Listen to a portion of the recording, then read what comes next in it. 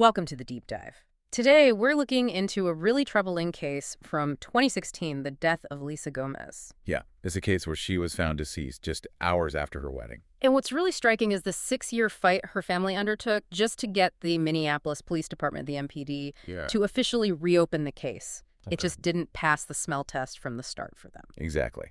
And what we want to do today, for you listening, is really unpack why that initial procedural integrity is so critical in cases like this, suspicious deaths. Right. And how outside pressure, often from the family, can eventually expose some pretty significant gaps. So the hook here is tragic. Elisa Gomez, she was 47, described as this happy, compassionate artist, loved animals. She gets married sort of impromptu on October 10th, 2016, and then the very next morning, she's found dead. And the initial ruling from MPD?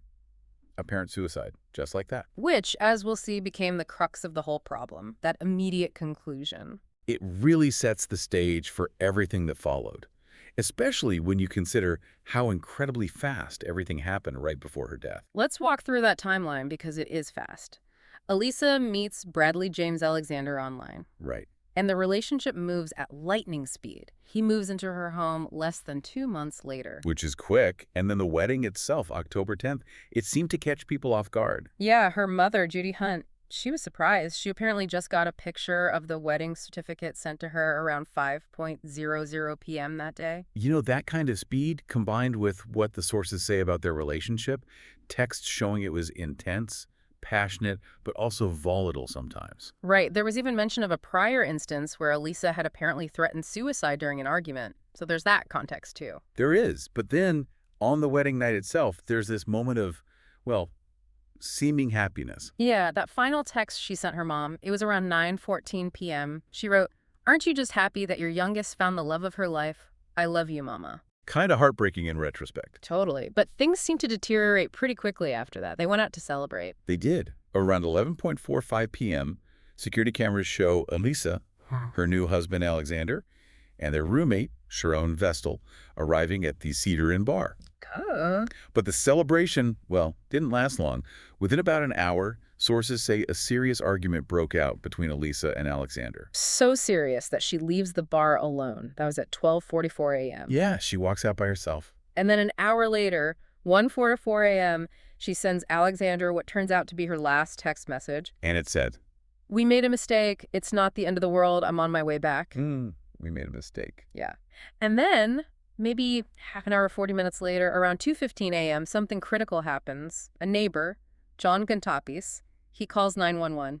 What did he report? He reported hearing a really loud argument, a commotion involving the couple right outside his window. Okay, so a neighbor calls 911 because of a domestic disturbance involving them.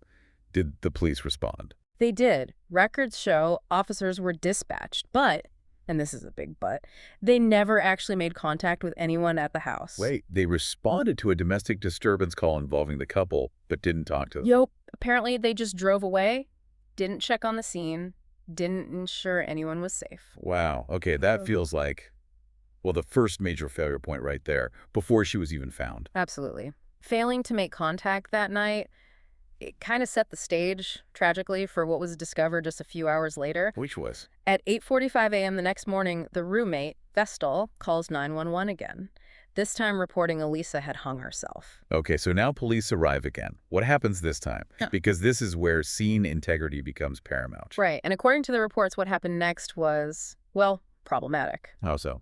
The first officers arriving found that Vestal, the roommate, had already cut Elisa's body down. He cut her down. How? Using nail clippers, small nail clippers. Nail clippers. To cut down someone who was hanging. Yeah. She was found hanging from a pink scarf in the basement bedroom. But because Vestal moved her immediately, the scene was compromised right from the get-go. That's highly irregular. Cutting down the body before investigators arrive, that contaminates everything. Position, ligature marks, potential evidence. Exactly. And Vestal also claimed that Alexander, the husband, was actually the first person to find the body. Okay, so conflicting information potentially and a disturbed scene. What did the first officer on site think? This is maybe the most telling part.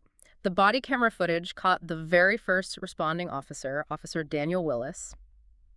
His gut reaction was immediate doubt. What did he say? he immediately radioed for homicide investigators. And his words were pretty direct. You have to hear this quote. "You're going to need homicide out here. It's not a straight-up DOA. What if he hung her?" Wow. So the first cop on the scene literally voiced the suspicion of homicide out loud. Yes. He saw something, or the situation just felt wrong enough that his immediate instinct was, this might not be suicide.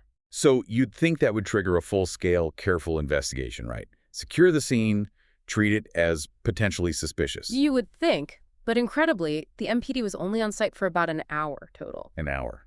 For a potential homicide scene flagged by their own officer. Yeah. And Elisa's sister later stated the property was never even secured as a crime scene. No tape, nothing. That directly violates standard procedure. I mean, MPD's own policies, 10109 and 10110, they state pretty clearly that suspicious death scenes must be immediately secured. And investigators and the medical examiner notified right away. So we have this internal contradiction right from the start. An officer flags it, calls for homicide, but the department effectively, rushes it, closes it down quickly. And that failure to follow their own procedure, despite the initial warning signs, is what really fueled the family's fight for the next 6 years. Okay, so the initial response was flawed, the scene was compromised. What about the actual forensic evidence? What kept the family pushing back against that apparent suicide ruling? Well, a huge piece comes from the Hennepin County Medical Examiner's Office itself. Their official ruling wasn't a straightforward suicide. What was then? The cause of death was listed as ligature hanging under uncertain circumstances. Uncertain circumstances. Yes, and crucially, the ME added a qualifier. They stated they cannot exclude potential injury by another person. Cannot exclude, that's significant. It's huge. It basically puts a formal question mark on the suicide ruling. It practically demands more investigation when the ME says, hey, we can't rule out foul play here. So the official medical finding itself contained doubt. Did the family seek other opinions? They did. They eventually got help from a volunteer investigator, Captain John Bishop. He's a retired officer with, 30 years of experience. And what did his review find?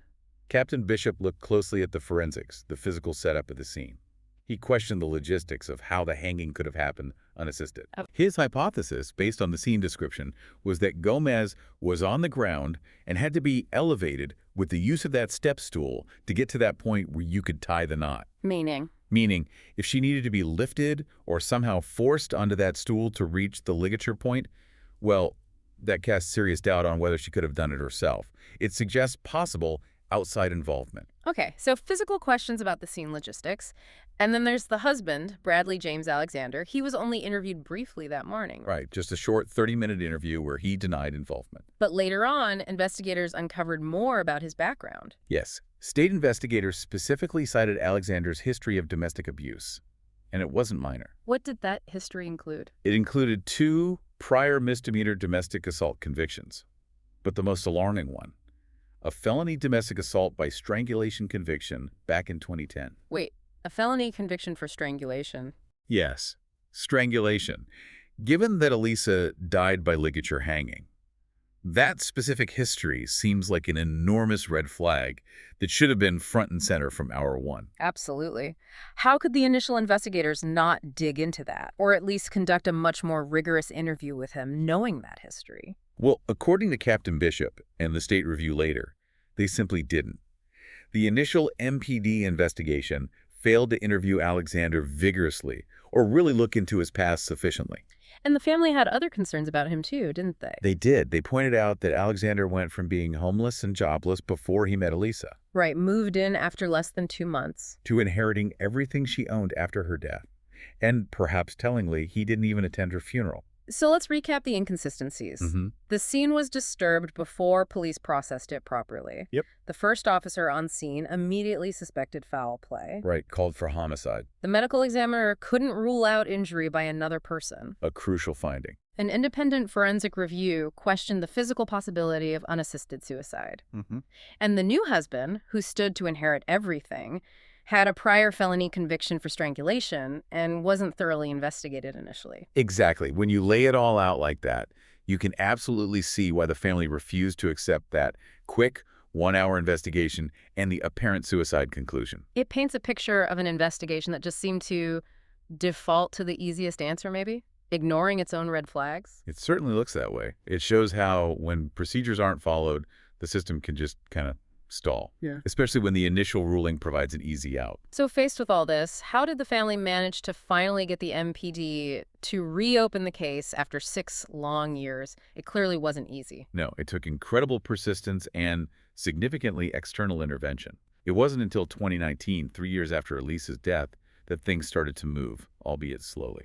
What happened in 2019? Minnesota's Office of Justice Programs, which is part of the state's Department of Public Safety, DPS, they conducted their own review of the case. Okay, state-level review. Yes. And their findings were pretty damning for the initial MPD investigation. They officially urged the MPD to reopen and fully investigate Elisa's death. Why? What reasons did the state give? They cited a clear lack of follow-up with witnesses and noted inconsistencies in the stories that were collected, basically echoing the family's concerns that the first investigation was incomplete.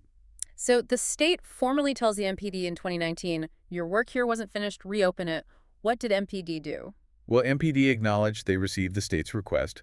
They said it prompted a review, but the case remained officially closed. For another 3 years, even after the state told them to reopen it. For another 3 years, it's quite something.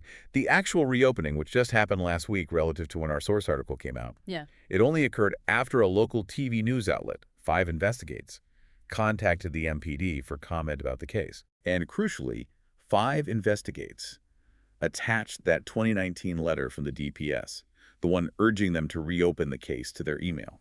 So it took a news organization waving that 3-year-old official recommendation under their nose to finally get action. It appears so. The MPD's official reason for finally reopening the case now was, and I quote, new information. New information, meaning the 3-year-old letter they already knew about. Precisely. They claimed this new information, i.e. the DPS letter being brought to their attention again by the news outlet, made the current homicide unit leaders aware of the state's request. That explanation feels thin. It does illustrate how effectively that initial flawed ruling of parent suicide managed to just sit there, blocking further action for years, despite internal doubts and external pressure. Even a state directive wasn't enough on its own. And this has implications for prosecution too, right? The county attorney's office had already declined charges based on that initial incomplete work. Exactly. The Hennepin County Attorney's Office had looked at the original file and said, not enough here. But that was based on an investigation we now know was flagged as inadequate by the state itself back in 2019. So wrapping this up, what's the big takeaway for you listening to this deep dive? I think it really hammers home the absolute necessity of family advocacy. Oh, absolutely. And independent oversight. Without Elisa Gomez's mother, Judy Hunt, and her family just refusing to give up, pushing year after year, getting outside experts, this case likely would have stayed closed forever. They had to fight the system that was supposed to find the truth for them. Yeah, and this case is such a stark example of what happens when procedure is not followed. When law enforcement maybe prioritizes closing a case quickly over doing the thorough work required. Especially when their own officers, like Officer Willis, raised immediate flags. Right. Ignoring those internal warnings, ignoring the ambiguity from the medical examiner, it doesn't just delay justice, it actively undermines it for years. That initial flawed ruling became a barrier. Before we go, there's one more detail that really sticks with me. It's that warning Alexander's ex-wife gave years before Elisa even met him. The letter she wrote to the court? Yeah. She wrote, I am still alive, but Brad is capable of killing anyone who lets him into their life. Killing. Incredibly chilling. And the fact that the investigation is now officially reopened almost 6 years later, maybe it finally acknowledges the weight of that warning. It gives the Gomez family, at long last, their first real chance at getting answers and maybe, just maybe, justice. It's a chance they fought incredibly hard for. And we'll definitely be watching to see what happens next.